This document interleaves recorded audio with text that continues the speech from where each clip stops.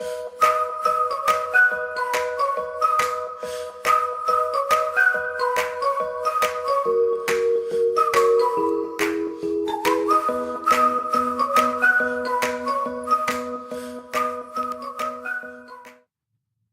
friends, and welcome to episode number 73 of the Latter-day Lives podcast.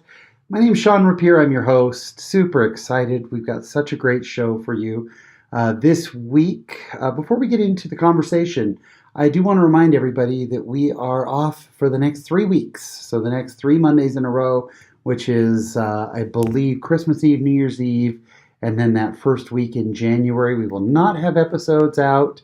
And then we will be back with we've got some fun guests lined up. I do want to thank a few of you who reached out this past week and said, hey, we'll survive, but it's going to be rough. Oh, I so appreciate it. It's kind of weird for me. The idea of taking 3 weeks off seems like a lot, but I'm sure we'll all be so busy with Christmas and New Year and so much going on that's going to be fantastic. My guest this week in the conversation is Karyann Hoopes, and you are just going to be blown away by her energy, her enthusiasm, her faith. Karyann Hoopes is one of those people who, to meet her, is to just love her. She is just such a good example of the gospel of Jesus Christ and such a talented photographer and just an amazing woman of faith, and I'm excited for you to hear her story.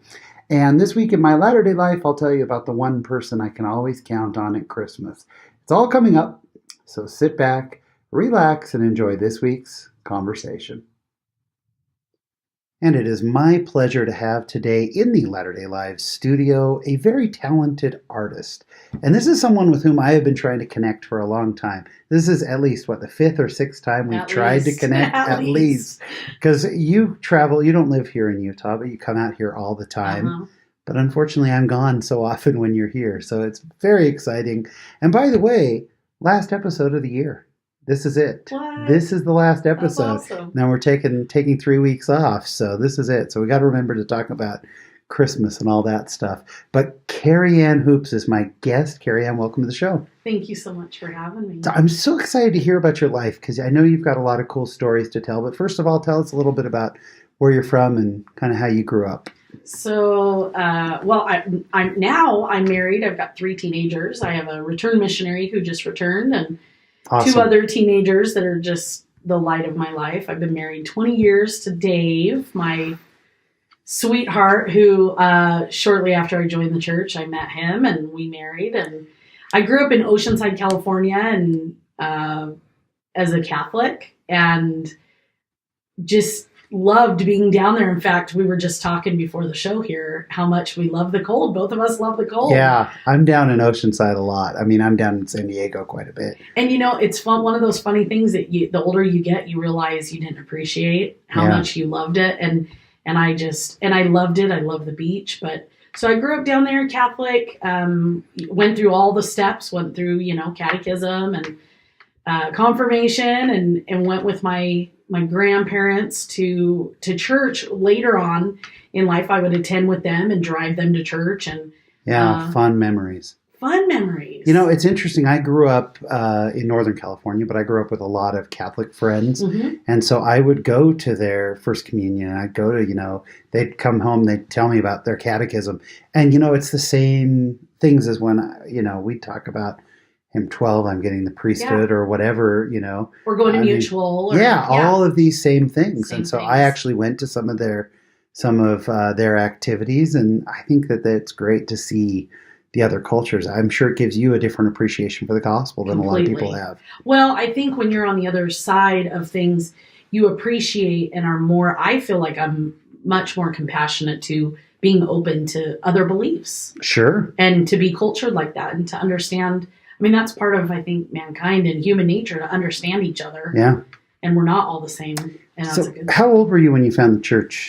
So I was 16. I had a high school teacher that invited me to go to the San Diego Temple open house. Wow. And to walk through. And she was one of those teachers in your life. Her name's Allison Feller. She still is a light in my life that completely changed my life for the good. But she just said, let's go down. We walked through the temple, and as we were walking out, she knew she's explained to me since then. She could tell that the Spirit had touched me. But when I walked out, there's 2 entrances going into the San Diego Temple. And above it says, Holiness to the Lord. And there was a moment, and I remember it as though it was yesterday, where I turned around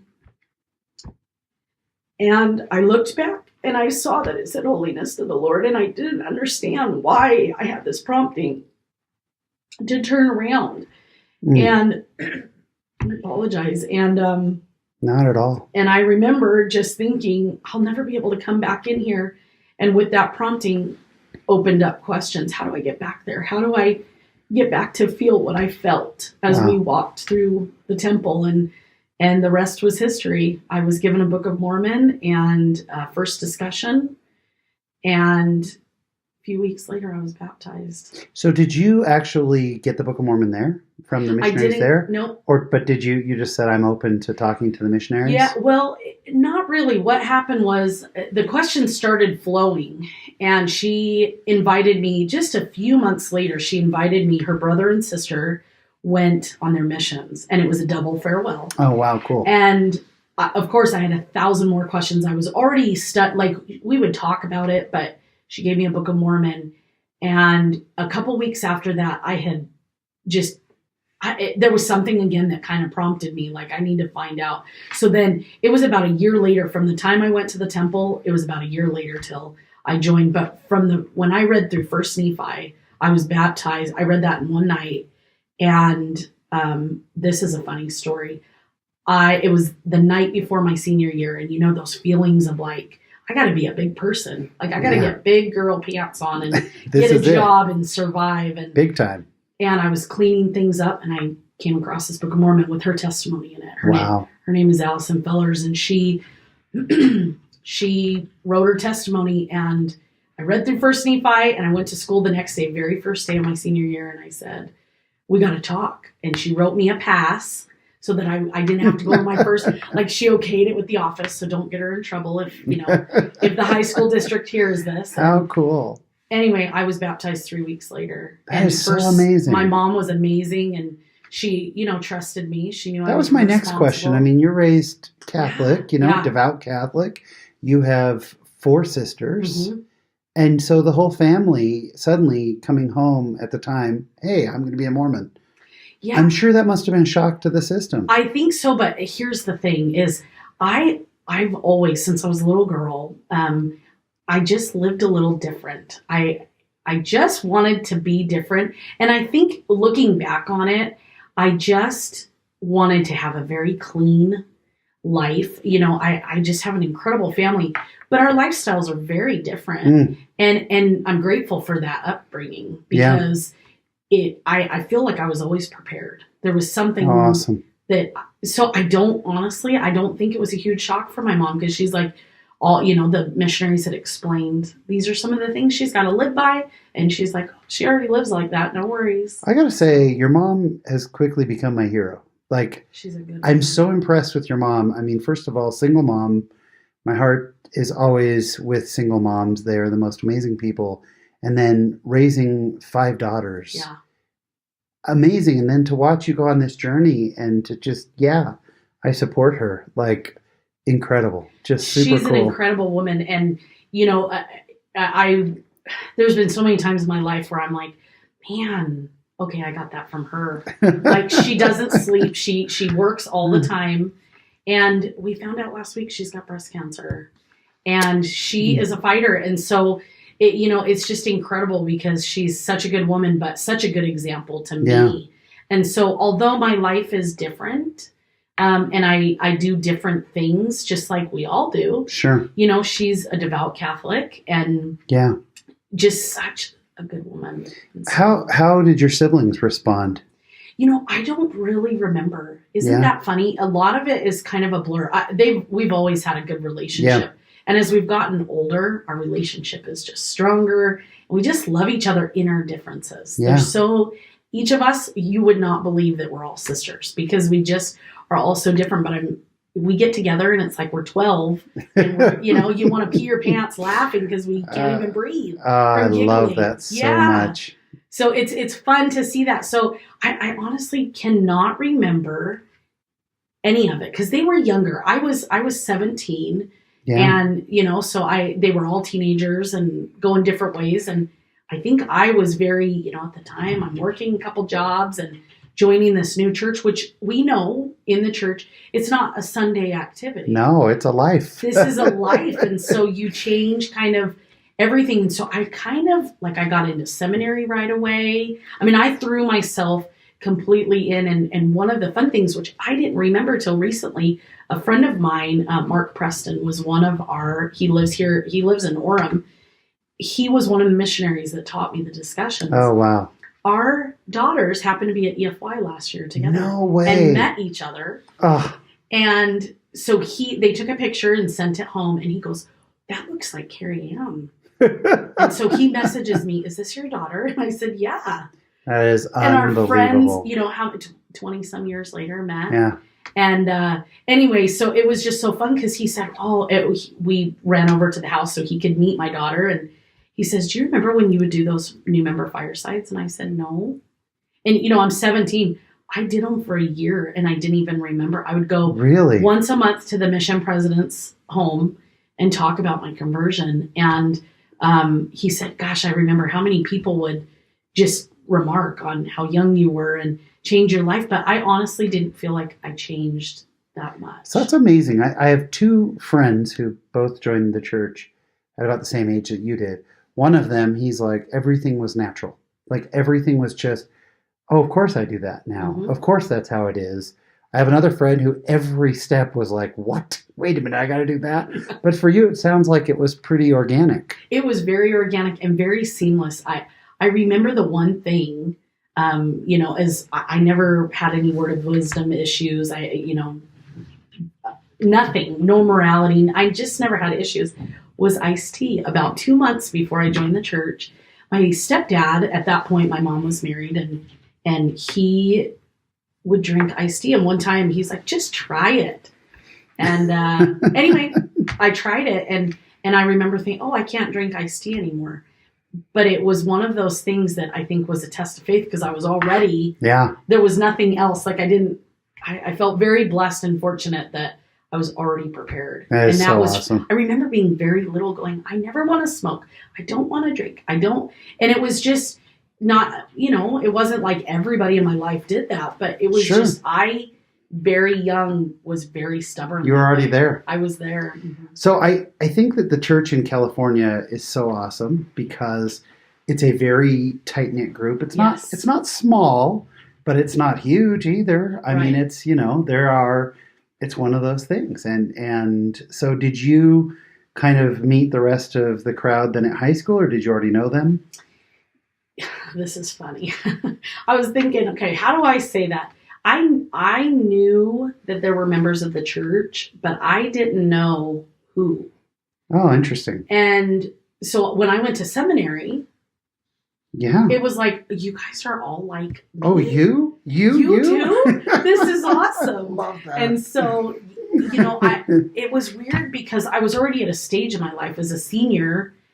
I was a loner. I am a loner. I like to be by myself, and people are always kind of shocked by that because they think, you're so friendly. Me. Yeah, it always. But I'm happy to sit behind the camera, sit on my computer, edit a picture, read the scriptures, read a good autobiography. I'm just not. I never really did the big crowd thing, and so I feel like I didn't really get into that. I worked and I did school and I just was surviving to graduate. And so I didn't really associate. I did go to the Mutual, and my bishop, Dirk Remsburg, he saw, we're going to pull her under our wing, and he hired me, and I worked at his print shop for 5 years before I got married. So, I had created kind of this new family. As members of the church, we're families. Our ward family, we love each other. I had this work family. It was just really real and organic like that. And so, but I don't feel like I opened up this new world. I just kind of knew people. I just didn't know that they were members of the church. Yeah. Going back to the San Diego Temple, because the San Diego Temple was actually built when I was living in Southern California. In fact, originally my wife and I were living in Southern California. We were the LA Temple District, and we switched while we were living down there to the San Diego Temple District. That temple's special. And that temple, part of what makes it special is that the way it sits on the freeway, it almost sits on San Diego State's campus pretty much. I mean, it's right there. But the way it sits on the freeway, you come up around that bend and out of nowhere, boom. And it is unique among all temples in that it looks like an ice castle. It is the most beautiful building maybe on the planet. And I've been to a lot of temples. I have a special place in my heart for Oakland, but San Diego, we've been many times. And it is an incredible missionary tool. Going down to San Diego, people find out I'm a member of the church. The number of times they'll ask me, oh, that big church on the hill. Mm-hmm. Is that your church? Yeah, or your church's castle. Yeah. I've been asked about the castle as well. And so people will ask me, and it's an incredible missionary tool because, it's interesting. We went to the LA Temple just a few weeks back. The LA Temple's beautiful, and it's on a much larger campus. It's huge, much larger scale, but on top of that hill. Yeah, but it doesn't stand out quite as much. At night, that San Diego Temple, I mean, you talk about a beacon upon a hill. That is it. That is it. It is awesome.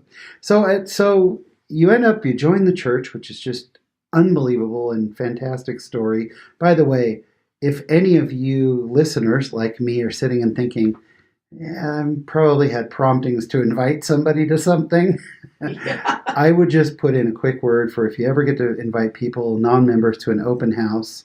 I've been privileged to do that a few times. What a blessing it is. And they're always excited. And in fact, my whole company, I've probably had 10 people from my company ask me about the temple. Mm-hmm. And I've told them at some point there's going to be a time when it will be closed. And then when it reopens, I'm taking you all. And you bring them down to Mesa. Go in it. I'll give them a VIP tour. Go through the Mesa Temple. So then at some point, I mean, where does this take you? You're working for your bishop for a few years. I need to know when you first picked up a camera and figured out, hey, I can do something with this. Well, my sister Katie did it in high school, and I always loved it, and kind of that creative process. But I just never thought it was for me. And got married, moved to Rexburg, moved to Provo, and we had our first child. And I've always been a documenter. I truly am a documenter. Writing, I've been a journal writer, saving things, and I'm very visual. So gotcha. I'm the one that has to write things. I don't use my Google Calendar. I write everything down because I'm visual. And my husband gifted me one the Christmas before our son was born, and I just kind of never looked back. I started, and I never had an intention to do it for other people, but to learn the creative process immediately. Yeah. I loved finding the angles, learning the light.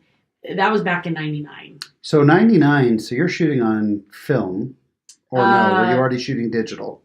We did have a film, but I think it was my first digital that I received was 99. It was a little Nikon with a Carl Zeiss lens. Yeah. And it had this huge kind of memory thing. It wasn't film though, because I still have that camera somewhere in a box. Yeah. It was literally I used that Nikon for, until 06, till I just begged. One day I had borrowed a friend's camera. I took a picture of her family and I said, there was something about it, that click and capturing this moment. I had captured this moment where that one of the kids was laughing. And it just touched my soul completely. And I thought, I can do this. I see things visually. I think that some people don't pick up those details. Yeah, I don't. I'm not visual that way at all. And I didn't realize what a gift it was at that time until I begged to my husband, can we take that tax return and get me a really, really good camera? And he said, absolutely. I never, I'm just one of those, I don't need things. And we bought it, and I never looked back. That was it. It took me 2 years till I was willing to take money from people. Wow. And I would just gift it, and I had a stake president while and that's really where it took off. I was always doing families and portrait, never really got into weddings. I am now very heavy into it, but I had a stake president who said, Sister Hoopes, do you have a picture of the Phoenix Temple? I'd love to be able to share this, with our stake. And I said, sure. I can do that. But you realize the Phoenix Temple is like under lock and key security. You know, there was just a lot of issues that they were worried about with vandalism. And so I went out there and climbed on top of my van and took a picture and gifted that to the stake president. And we had tons printed for the stake. And was that the first temple you like went out and shot, like officially shot? To officially shoot, but the first temple I ever shot was the San Diego Temple. Yeah. Mm-hmm. It was my first of many's there's lots of memories at that temple, but I somebody actually asked me that and I couldn't remember. And so I went back through my files and it actually was San Diego was the first I had shot where I actually went to get like a good picture for my wall. Yeah. But not just to shoot it. And we've all shot casually when we've been there, whatever. Like, let me take a cool picture. But there's a difference between a shoot and taking a picture. I take pictures. You shoot. Yeah. I mean, the technical side of it where you're getting angles right and things lined up. But Phoenix was the one. I sold 300 prints after the stake had given that. I sold 300 prints at $1 a piece. Is what I made off those, only to pay for just the processing. Yeah. Like, the gas or the tax. So how did that start? Because, I mean, again, this is one of the things that you're so well known for. You're the temple photo lady. You're so awesome that way. Like, I've looked through a lot of the shoots that you've done.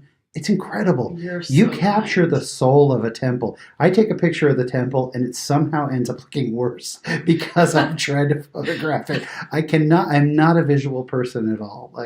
So help me understand how you got started with this. You're selling. I mean, how did you go from I'm going to take a picture because my stake president told me to now I'm selling photographs of the temple? Well, he knew I was a photographer. So technically I was already getting there. And I look back on that, I was already working towards that, but I have no interest to photograph a bird or a landscape or a river or the ocean.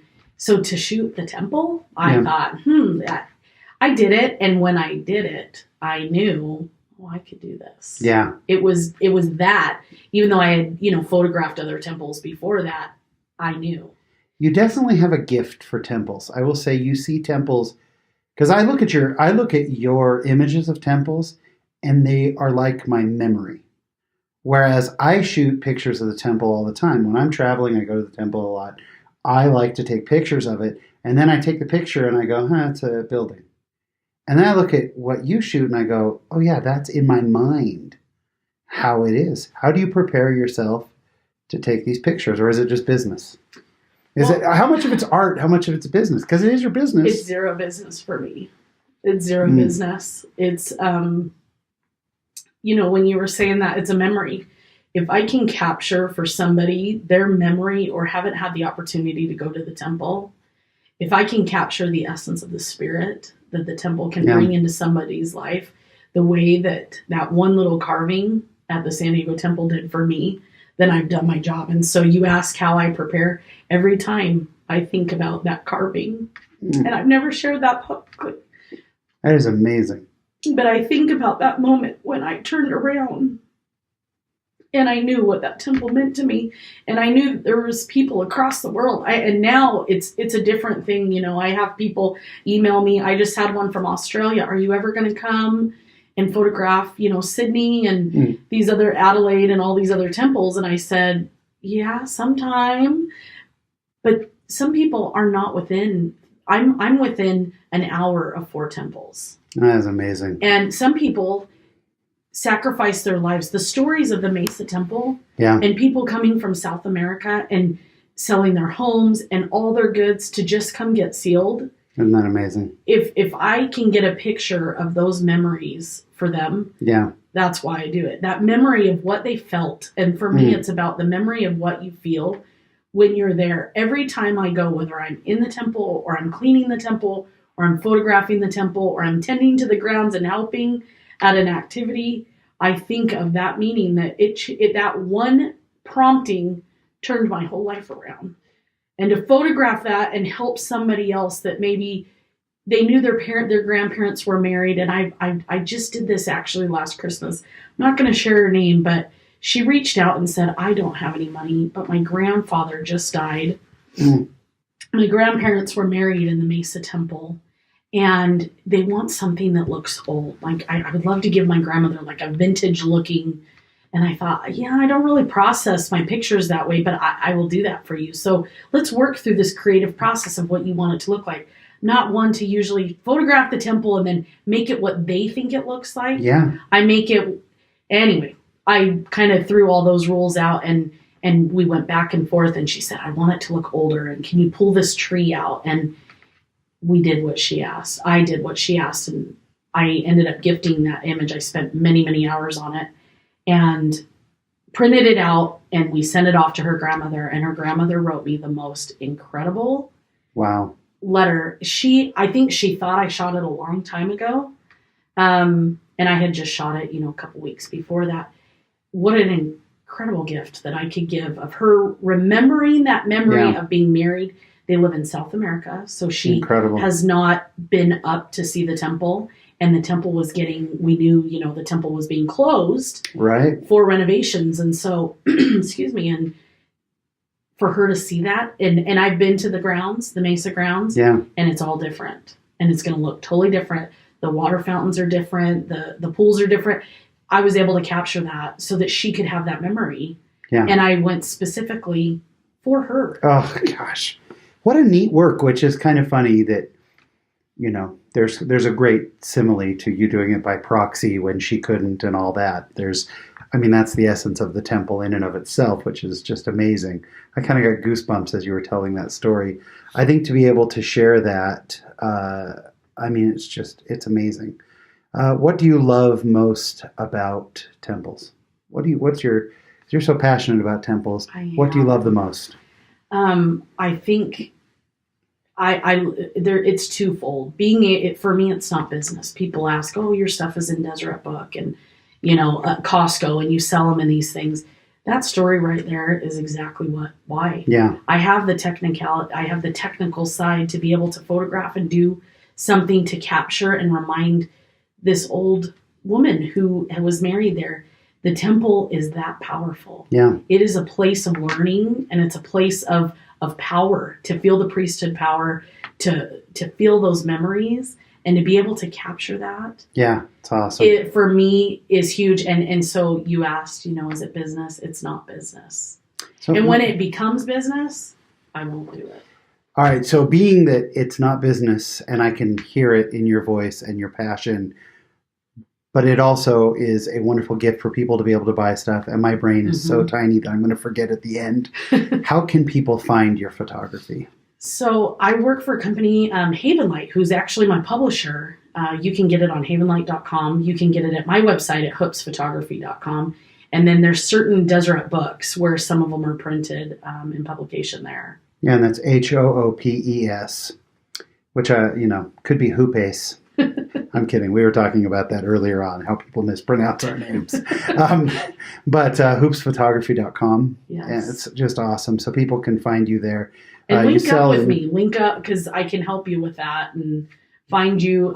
The thing is, I'm not going to sugarcoat this. I'm 37. I shot 37 temples just last year. And I think I've processed maybe one of those temples. Maybe an image. So there's something you're looking for. I probably have it. I just haven't processed the images. And you shot 37 different temples last year? 37 new last year. 37 temples. How many temples? Do you know how many temples you've shot? I knew you were going to ask that too. I think I'm at 62. Oh my gosh. Yeah. How often when you go shoot a temple are you able to do a session there? It depends. Sometimes none. Yeah. So I have a friend, Alan Fulmer, who is another very well-known temple photographer. We travel a lot together, and he and I and a friend of ours, AJ Baruka, did a 5-temple 4-day trip. We did Washington, D.C., wow. And then we drove over to New York City. We had an hour and a half at New York City, and then we went to Philadelphia, and then we went to Hartford, and then we went to Boston. I barely had time to go to the bathroom or eat because we were just on the go. And the goal was to shoot at the right time and, the weather being permitting. And so when I can, I try to go early, even if I can just do some work in initiatories or something to serve. I've actually, this one time, I didn't have much time, and I said, I've got like 20 minutes. And they said, you want to go down to the laundry and just serve down there and not do any? And awesome. I said, absolutely. Awesome. And so sometimes, not as much as I would like, especially when we're on those trips like that. But the memories of that, I flew in to shoot the Washington, D.C. temple. Yeah. And I'm also a church for the Church of Jesus Christ of Latter-day Saints. I am a missionary photographer. And I got there, and I knew one of the missionaries had been given an assignment to photograph the tree lighting. This was December of 2017. And he said, can you do me a favor? Can you get a really good picture of Elder Bednar? Because I'm busy doing these other things. I'm in a BYU beanie, a BYU t-shirt, BYU sweatshirt, and I think I had flip-flops on because that's just me in jeans. And I photographed him. Everybody else is in tuxes. And at that moment, I saw how all of my lives collided. My calling, here I am on the other side of the country, and I'm with an apostle. And I was there for one purpose, and that was to photograph the temple, and I didn't even photograph the temple much that night. And here you are photographing an apostle. Right. And that's awesome. Yeah, it just, the blessings have come tenfold. So I really, sometimes it just doesn't work that I get to do what I want. So I didn't get the night shot that I wanted. Yeah. But I was okay with it because I was prompted to do something else. Yeah. So I just want to put in a plug. I've been to all the temples you just mentioned except for Hartford. I've never been to Hartford, but I've been to DC. I've been to Philadelphia.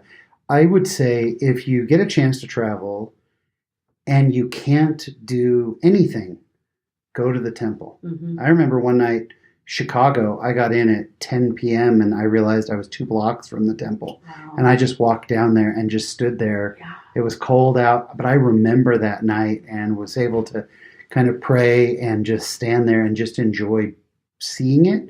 And I think just seeing the temple is just so powerful. There's a great power in temples.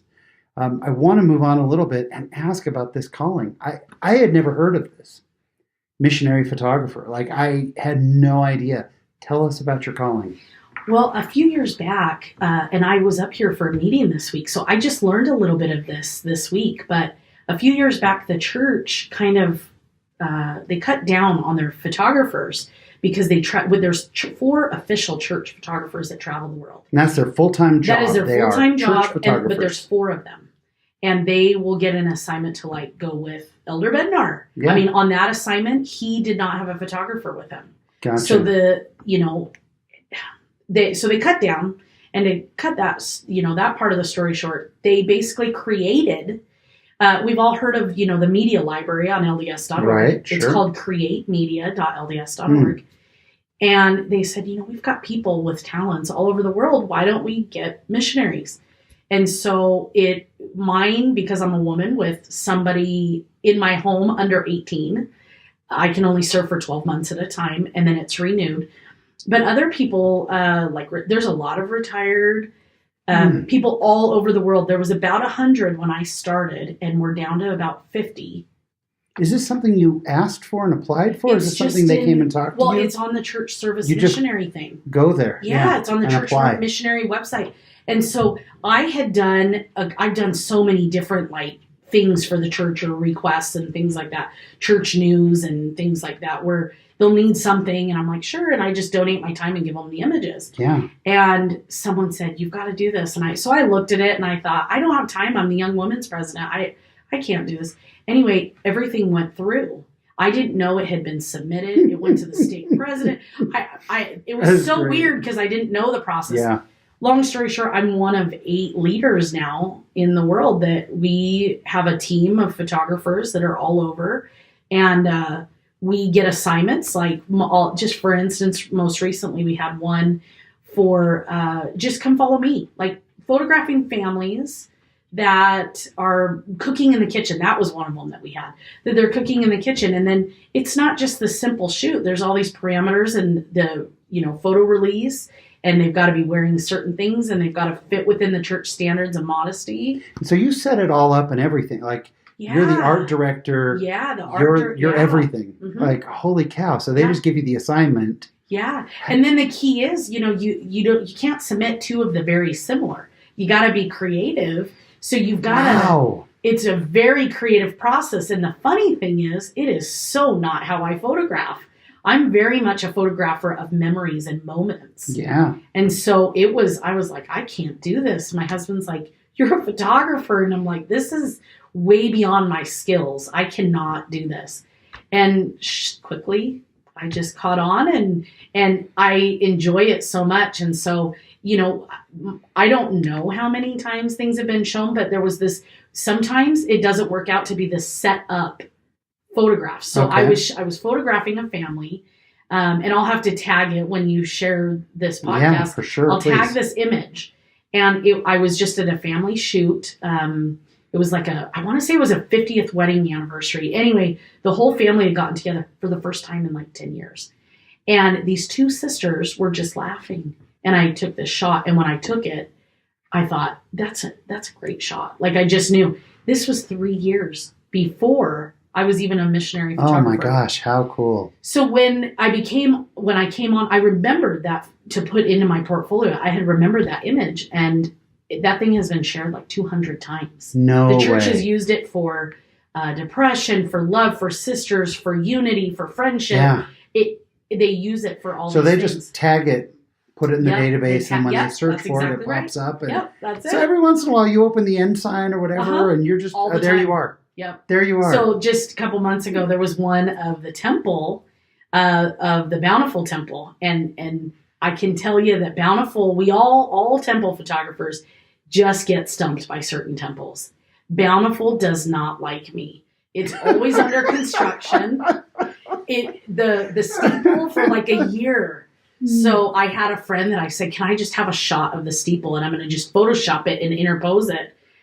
That's what I did. Wow. And so I have gone, I don't even know, I've lost count how many times I've gone to Bountiful and got nothing. Wow. And I got this one shot that I submitted to the church. It doesn't even have like the bottom part of the landscape. One of the worst case scenarios in my portfolio. And they cropped it and put it in the inside. No. I didn't even know it was there until a lady in my ward I love that. called and said, did you know that your picture's in the ensign? And I said, no, it really is. I couldn't even find it because they had cut it because Karyann, the whole bottom. Hilarious. It was hilarious. It was like a snow shot, so there was no vegetation. And so they just cropped the top part of it.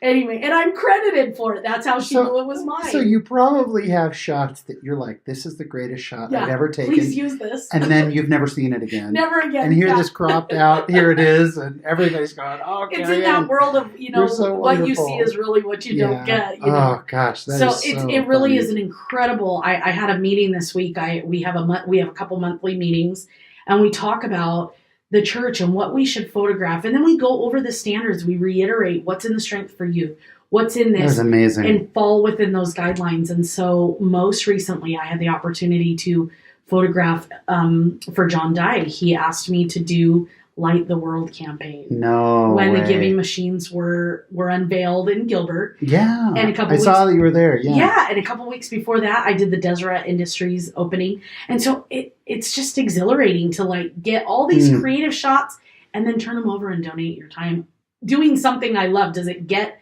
any better? It's really a dream. It's a dream, and it's a gift that will keep giving long after you're gone. That you're able to leave this snapshot in time. Mm-hmm. I think about the Provo Tabernacle. Yes. And how, there were amazing, beautiful photographs of the tabernacle. Then it burned to the ground. Now it's a gorgeous temple. But it was those photographs. But thank heavens that because of the photographs. They were able to recreate that. Oh. And I've heard stories about that temple that there were incredible detailed shots that like they couldn't find certain blueprints and things like that, but they had photographs of certain nooks and crannies inside of the temple that they knew how to put it back together. Yes. That is one of my favorite stories. And speaking of a powerful open house, we took our kids through there, and one of my favorite experiences. Here on the show, two of my favorite guests. I don't have a favorite, but two of my favorites for sure have been Corey Andrews and Gainalyn Condi, two people you know extremely well. Tell us about how you got involved in High Five Live. Well, Gainalyn and I have been friends for 2 decades. And so we were in a ward at BYU when we were young, married, new moms. Yeah. And we just have always stayed connected and always been friends. And when she started writing after her sister's, death and things really picked up, I helped push some of her books. She had gifted me a book and I read it and I was touched. Yeah. And so we've been friends. I've seen her, throughout the years. She was on High Five Live and she asked me to be a guest, talking about pretty much the same thing, conversion and being temple, doing temple photography. And it was just incredible because shortly after, I said, anything, I can do to help you, let me know. Corey and Dave Palmer reached out to me and said, we'd love for you to do our Temple Tuesday. Yeah. And I said, I'd be delighted. Tell us about Temple Tuesdays. So every Tuesday morning, between 11 and 12, it just depends because the time change. I try to be on location at a temple. I try to get guests. So this is a shout out for you, Sean. When you're somewhere on a Tuesday, yes, we need you to do a Temple Tuesday. Oh my gosh, I would so love to do that. Okay, I would love that. And so we love to find people. We've had them from all over. Just share a message. And I love to share a fact, like trivia facts, little details about the temple. Yeah. Because there's people that will never, first of all, have the opportunity to attend a temple. Sure. Or feel the spirit of the temple of the grounds, like you had explained at Chicago. Yeah. Being able to just be there and feel that. Some people will never have that. So I want to bring that. I want them to see. And so we kind of share a little detail and then some kind of story that somehow connects to the temple. And I have 3 at this moment. I have 3 ladies that if I am 5 minutes late, they are like, where's Temple Tuesday? Is it going to be on today? Oh, that's awesome. It's been so fun to connect with people and to have fans that watch, and listen and somehow connect to these just awesome stories. And so, I have a passion for the temple. I love it. So there's no greater fitting for me than the temple to do that. And so you're perfect for it. Oh, you're so because you see kind. It so differently. I've watched Temple Tuesday many times and it's so inspiring and so grounding. And if people want to follow High Five Live, go to Facebook, just search for High Five Live. You'll find it every single night. There's a devotional. I had to laugh. I was with Corey 2 weeks ago. At the Light the World campaign. Oh yeah, it's the Light the World thing. Yeah. So we were there and somebody walked up to him and said, man, that High Five Live thing you guys do is amazing. Do you really put one on every single week?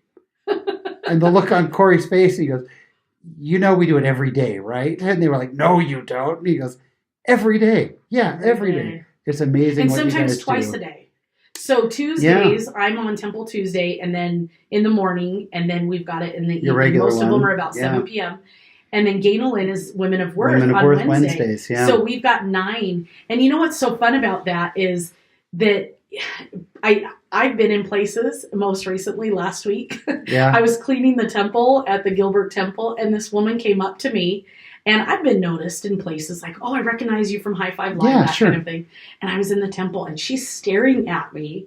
And I knew she knew me from somewhere. And so I just turned over and I said, how are you doing, sister? And she goes, you're on that TV show on Facebook. I said, I am.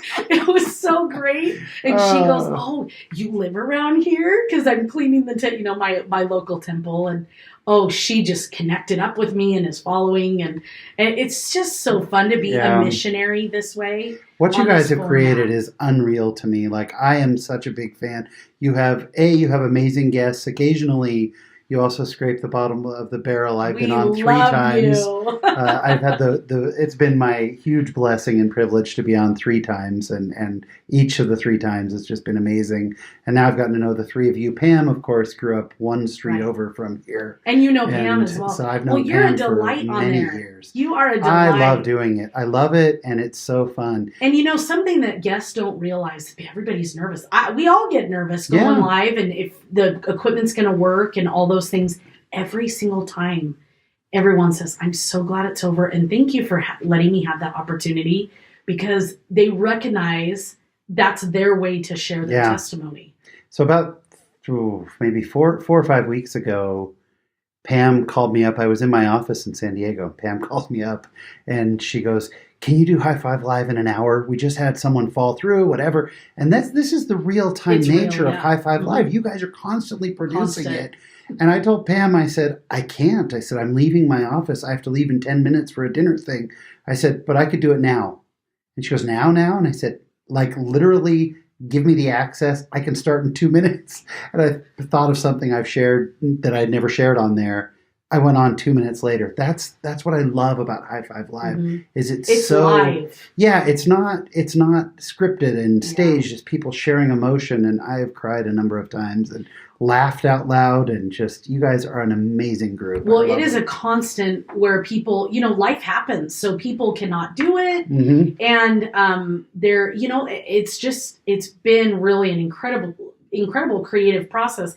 But trying to get people, like, I find myself every single day, like, oh, that would be a great guest. Oh, he'd be terrific. Yeah, but I very much follow the spirit as Gaynelyn is very prepared. She talks to her guests way ahead, gets things, and a lot of times I'm last minute.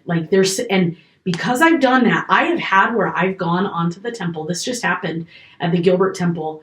My son is a temple worker, cleaning the fountains, and he helps with the grounds since he returned from his mission. And I walked up and I was getting ready to do High Five Live, and one of these guys was walking by, and he saw that I had, my phone and I had a tripod, and he said, "Oh, are you doing a TV show?" And I said, "Well, we're on Facebook." I said, "Come over and just watch. Not that I want you to watch because it makes me nervous, but come see what we do." Yeah. And he said, "Well, what do you talk about?" And I shared, and anyway, he ended up sharing the story with me, and he was one of the groundskeepers talking about just tending to the fountain. Oh my gosh. And what went into that. And I'm telling you, if I had had a guest, I wouldn't have had that opportunity. How awesome is that? So many times I've seen that happen, and I think that happens in our lives when we listen to the promptings, when we follow the Spirit, those things. And for me, I will tell you, they somehow always surround the temple.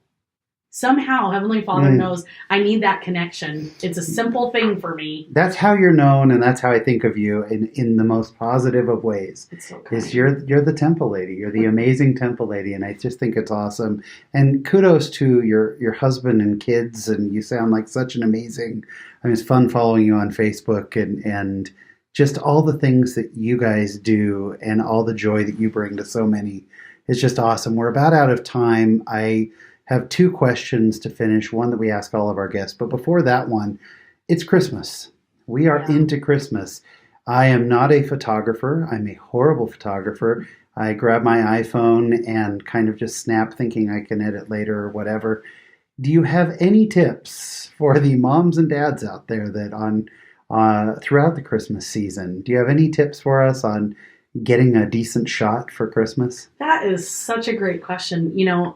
The first thing I could say is just have your camera ready. Those moments are fleeting, and if you're not prepared for it, I always have a camera around me. There's always something to snap. And so, be present, be watching, and document it. This is the beauty of digital photography, is you can delete it. Yeah.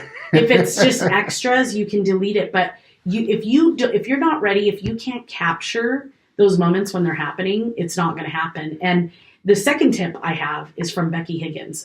She is a scrapbooker who I have loved and adored over the years. One night she had shared just on her Instagram story, every night I try to take 5 minutes and delete pictures and organize.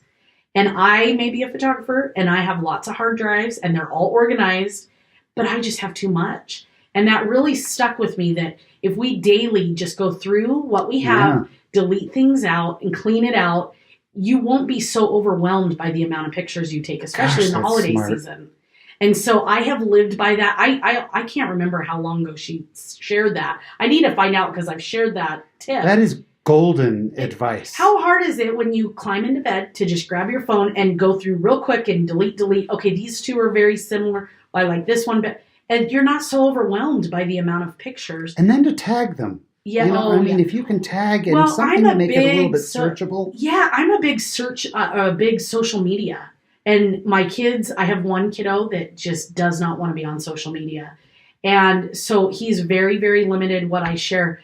But that for me is the documenting scrapbooking process. Smart. It's an easy way to just share that. And so whatever your process is, whatever is your way to save it and document it, to have that memory, do it. Do something. Love it. But those memories need to be kept. Oh, I love this. Karyann, I could seriously sit and talk about all this stuff all day, but we're about at time. We're going to wrap up with the same question we ask every one of our guests. I'm excited to hear your answer for it. And that is, Karyann, what does being a member of the church mean to you? It's everything. It's everything to me. I think of how blessed I am to have the people that fell into my life at the right time so that I could find the gospel, so that my life could be changed for the good and that I could share my good with somebody else to just spread more goodness. Awesome. Daughter, sister, mother, wife, photographer, high five liver, and missionary for the church, doing so many awesome things in this world. Karyann, thank you so much for sharing your Latter-day life with us, and Merry Christmas. Merry Christmas to you. Thanks for having me. And my thanks once again to my new friend, Karyann Hoopes. I was so blown away by her faith and her enthusiasm. She is just awesome. Go check out her artwork. Order some for your home. It's just amazing, the photography that she does. Just beautiful. This week in my Latter-day life, had something kind of surprising happen. Last night, I got a text from one of my older daughters letting me know that because of some scheduling and some other things going on, that she was probably not going to be able to come by on Christmas Day. She'd stop by on Christmas Eve, but just wanted to let me know she probably couldn't be here Christmas Day. And at first I thought, oh no, what are we going to do? Because if I go back to, let's see, we adopted the first two kids, 21 years ago. Every single Christmas that we've had since then, we've had every one of the kids here, at least at some point, usually first thing in the morning, of course, when they were all little, but even older. A lot of times they come spend the night. All my kids right now, they're all single. So they'll come spend the night or they'll come over during the middle of the day, whatever. But I have seen all my kids every single Christmas. And I sadly texted back and said, okay, you got to do what you got to do. And but in my heart, I was sad. And I started thinking back, how crazy it is every single year, all of my kids. And then I went back before that. We had a couple of years where it was just me and my wife. But I've been with her for every one of those Christmases. And then I go back and it was my mission. And then I go back before then. And it was times with my parents, how I spent every Christmas with my parents. Now, my parents have served a mission and whatnot. I don't see them every Christmas. I'll see them this Christmas. But when I go back a little bit further than that, I think about my grandparents. And especially my Nana, my grandmother on my dad's side. And how Christmas was just not Christmas until I got to see her. And now she's gone. And I think back to when I was younger, spending Christmas with my brother, who has now passed away. And Christmas meant certain things each of those years.